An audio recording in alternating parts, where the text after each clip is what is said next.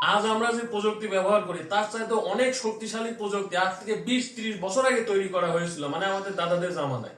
তবে সেই প্রযুক্তি সম্পর্কে তুমি কিছু জানো না এবং সেই প্রযুক্তি তোমার সামনে আসেও নি, কারণ সেটিকে লোকানো হয়েছিল। এবং আজ বর্তমানে আমরা যে ইন্টারনেট ব্যবহার করছি, যেটি ব্যবহার করে ভিডিওটা তোমার কাছে যাচ্ছে তুমি দেখছো, এটি 1900 শতকের শুরুর দিকে, মানে 1960 সালে মূলত মিলিটারি কমিউনিকেশন সিস্টেম বা মিলিটারি বা সেনাবাহিনীর জন্য একটি প্রযুক্তি আবিষ্কার করা হয়েছিল। এটির নাম ছিল অ্যাপার্ট।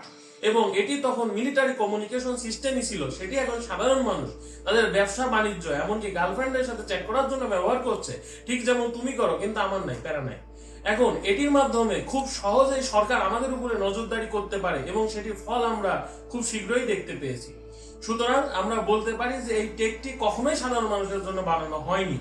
এখন 2000 মানে 21 দশকের শুরুর দিকে, মানে 2000 সালে এমনও ফোন ছিল যেটাতে কোনো ব্যাটারি লাগতো না, সেটি অটোমেটিক্যালি চার্জ হতো এবং অটোমেটিক্যালি নেটওয়ার্ক সংযোগ করতে পারতো, যেটা বর্তমানে আমাদের ম্যানুয়ালি করতে হয়।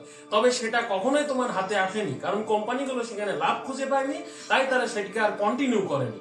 এবং এই ধরনের অনেক প্রযুক্তি আছে যেটি বেশি দিন যাবত থেকে সেটি আসলে প্রযুক্তির জন্যই বিপদ হয়ে দাঁড়ায়, সেটিকে তখন তোমার সামনে থেকে খুব সিস্টেমেটিক্যালি সরিয়ে ফেলা হয়, ঠিক তোমার এক্সের মতো। আবার আমরা ভাবি যে এআই জিনিসটা হয়তো নতুন, খুব সাময়িক এসেছে, তবে না, এটা 2000 সালের আগে থেকেই এআইটি ব্যবহার হচ্ছে ব্যাংকিং সেক্টরে এবং কল সেন্টারে।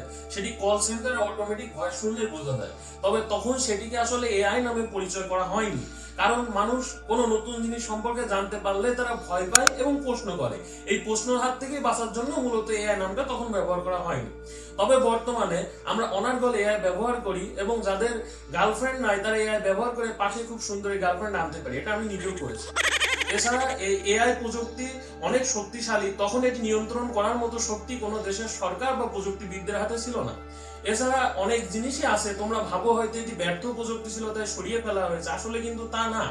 যখন কোনো প্রযুক্তি অনেক বেশি শক্তিশালী হয় তখন সেটি নিয়ন্ত্রণ করাও জরুরি হয়ে পড়ে, কারণ নিয়ন্ত্রণ ছাড়া কি হতে পারে সেটি আমরা সকলেই জানি। এবং এই নিয়ন্ত্রণ করতে যে প্রযুক্তিগুলো ব্যর্থ হয় বা যে প্রযুক্তি নিয়ন্ত্রণের আন্ডারে আনা যায় না, সেটিকে মূলত সিস্টেম্যাটিক্যালি সরিয়ে ফেলা হয় বা আমাদের সামনে কখনোই আনা হয় না। এখন তুমি বিষয়টা ভেবে দেখো, এমন কত টেক পৃথিবীতে আবিষ্কার হয়েছে যেটা সম্পর্কে তুমি জানো এবং যেটা তোমার জানা দরকার সেটাও তুমি জানো না।